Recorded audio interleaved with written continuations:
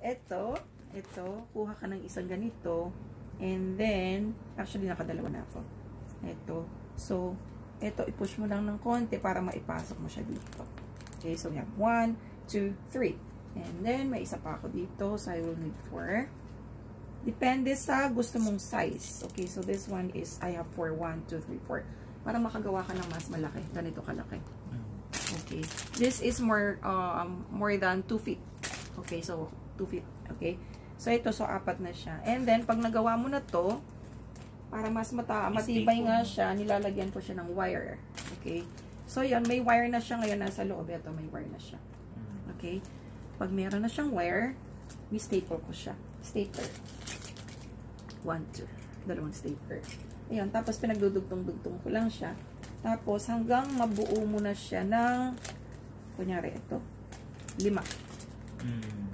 Yan. Yan. So, ganyan na siya. Naka-start ka na, diba? After mo na siyang mabuo na star, kunwari, ito, no? Lagyan mo ng ganito. Okay lang. Lagyan mo siya ng ganito. Ito, medyo binawasan ko tayo.